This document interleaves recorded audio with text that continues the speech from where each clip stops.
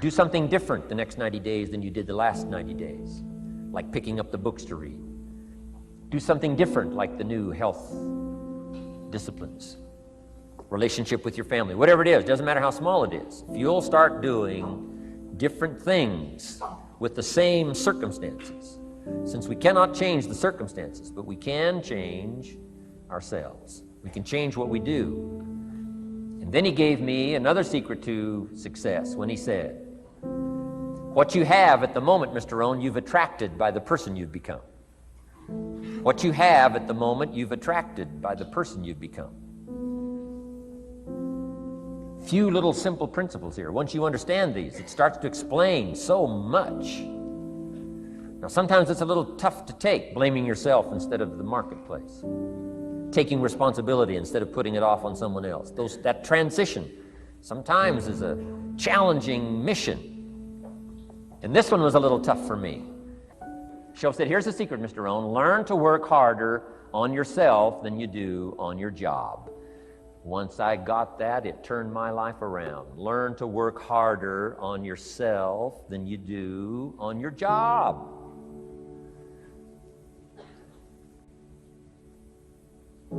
He said, if you work hard on your job, you'll make a living. If you work hard on yourself, you can make a fortune. Wow.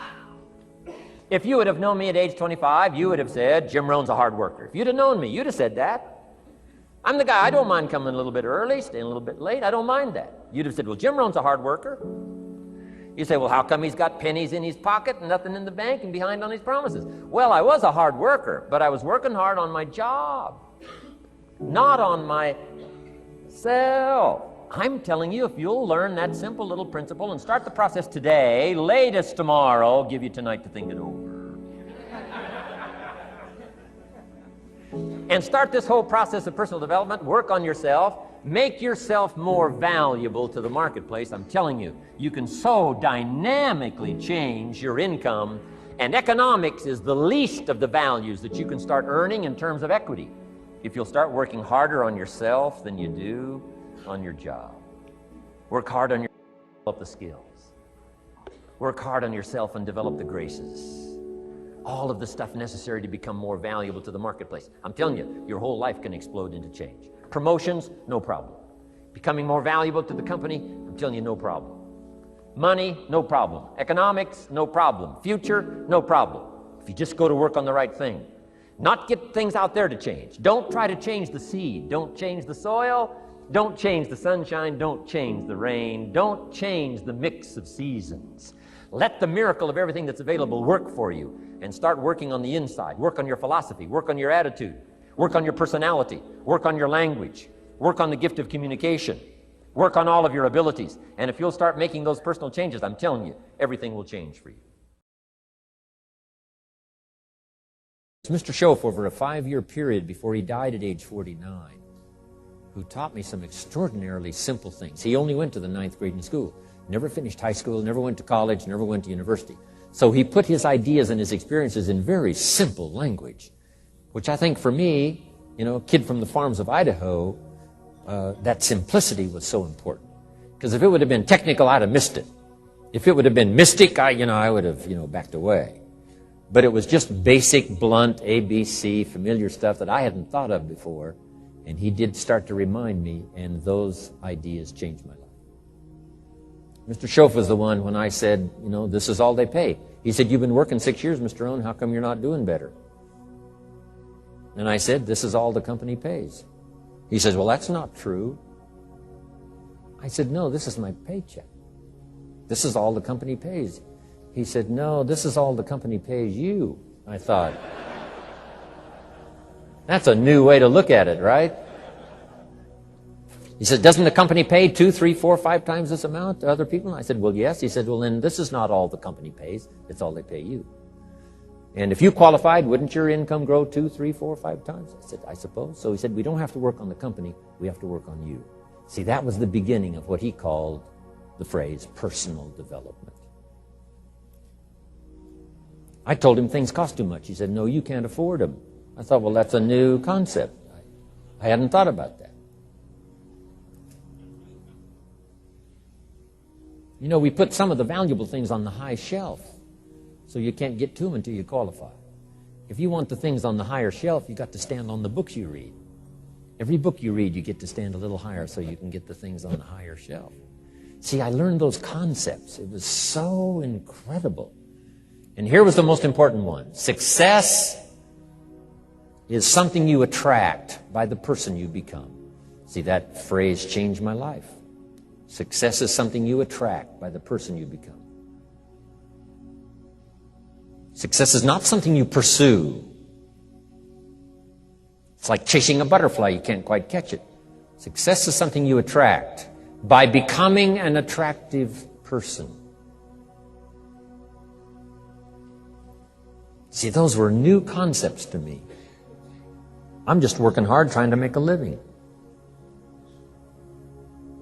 Here's what he said to me. This changed my life. I got a chance to teach this in Moscow and across Russia. 3 visits, now the 4th. Here's what Shove taught me. Profits are better than wages. Nobody taught me that in high school. Nobody taught me that. I went to 1 year of college. Nobody taught me. Profits are better than wages. Wages make you a living. Profits make you a fortune. And how could you work on both a living and a fortune? He said, well, you could start part-time working on your fortune while you're working full-time on your living. I thought, wow. Now, he said, it's fun to get up in the morning. Not just getting up, go to work to pay the rent, but to get up to go to work to make a fortune. First, to make a living for my family. Second, to make a fortune. And he taught me how to make both a living and a fortune. Guess what I did? I learned how to make both a living and a fortune. And I found out anybody could do it once they get the information. And at age 25, I started receiving this extraordinary information. Here's what he said. Your income is directly related to your philosophy, not to the economy. I thought, no one ever told me that. I kept hoping the economy would change. He said, no, your philosophy has to change. I assured him that I had my fingers crossed. He said, that won't help. Then what could I do to change my income and multiply it by 2, by 3, by 5, by 10, and then multiply it by 10 again? What could I do? And he started giving me the disciplines and the process of learning the skills to change my life. This was an extraordinary man. Those were extraordinary times for me. Life-changing in every manner that you can imagine. But very simple ABC concepts. Here's what I learned. Not to search for the exotic until you've discovered the basic. And those basic philosophies that he shared with me during that time were life-changing. Success is something you attract by the person you become. Success is not something you pursue, chase, run after. Success is something you develop, something you become. You attract success. So the whole key to unlock all the treasures, whether it's economic treasures or spiritual treasures, financial, social, personal, every way you can possibly think of, is by your own personal development. And then he added one more, which is so important, and it's probably worth the price of the seminar. Here it is. What you become is much more valuable than what you get. What you become is much more valuable than what you get. The major question to ask on the job is not what am I getting here. The major question to ask on the job is what am I becoming here. Not what am I getting, what am I becoming. So it's very important what you become. Because what you become attracts. If you become cynical, you attract cynicism. What you become attracts. So this whole subject of personal development was so vitally important to me. It changed my life. I was a millionaire by age 31. And that was just the economic part of it. It took me 6 years from age 25 to age 31. It was unbelievable. Remember, be a student, not a follower. And here's what you must always do. Design your own personal life. I'm very happy for people to take notes at my seminar, but I'm also just as happy if somebody says, hey, this is not for me, tear up all these notes and throw them away. That's just as valid for me. Right. Remember, be no one's disciple. Chart your own course. Make what you do the product of your own conclusion. What I'm saying here is be your own person. You don't have to be a model of someone else. You don't have to do it like anybody else. Right? Do it like yourself. Buy what you want to buy. Listen to what you want to listen to. Make changes if you want to make changes, and don't make changes.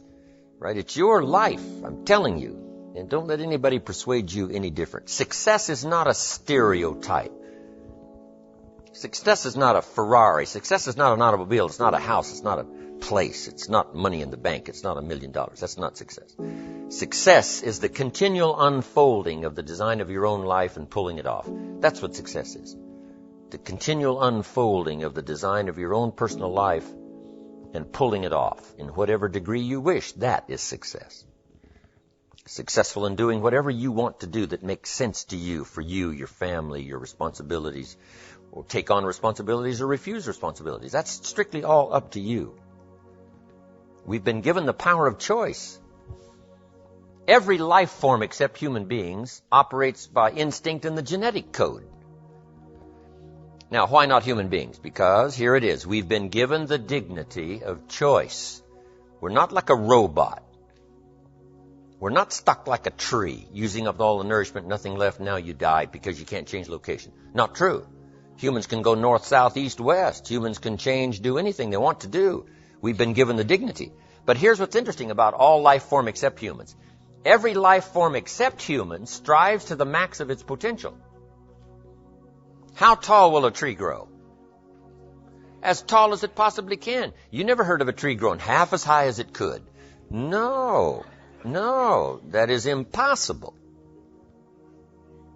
A tree grows as high as it can, drives down every root it can, produces every leaf it can, extends itself as far as it possibly can. Every life form extends to the max, except human beings. Now, why not human beings? Because we're not robots. We've been given the dignity of choice. And here's a couple of alternatives on the dignity of choice. To be part of or all of. You have the potential to be. And you got the choice. Do a little to make yourself comfortable and forget the rest, or do it all. And there's nobody here to dictate you got to do it all. That's nonsense. You got to be rich because we live in a rich country. That's nonsense. You don't have to be rich. You don't have to do it all. You can do a little, do some more. Take advice, but don't take orders. Take information, take training, take teaching, but don't take orders from no one that tells you how you need to live and what you need to own and what you need to do. Somebody says, well, you need to be successful. That's a personal choice, being successful. What we teach is the possibilities, then everybody chooses. Take a little, take a lot, do some, do nothing. Abraham Lincoln said, since I would be no one's slave, I will be no one's master. Excellent philosophy. If a guy says, hey, I'm soon cashing it in, I'm heading for the mountains. I'm going to live in a little cabin, live off the land, and feed the squirrels. If he goes and does that, guess what? He's a smashing success. Why? He's doing what he designed to do and went and did it and pulled it off. You can't say, no, that's not successful. That is the epitome of success, is giving a design to your life and go pull it off, making progress in that direction that satisfies you. If it doesn't satisfy you, make alternatives and you change. And if you get some better ideas, sure, you may follow someone's suggestion and ideas, but not orders. Design your own life like you want it that will fit. Now, if you take on some responsibilities, now you got to consider those. Yes, you can ignore your responsibilities, but you won't feel good about that. Guess what the old prophet said? Some things that taste good now in the mouth turns bitter later in the belly. So you don't want to sacrifice. We all must suffer one of two pains. Regardless of your choice of lifestyle and what you want to do, we must all suffer one of two pains. The pain of discipline or the pain of regret. And what we suggest to everybody is to consider the disciplines, because disciplines weigh ounces, regrets weigh tons. You don't want to substitute a discipline for a regret. In our opinion, that would be a poor choice. Now, you can do it, but some things are poor trade-offs. The old prophet said, what if you gained the whole world, but it cost you your soul?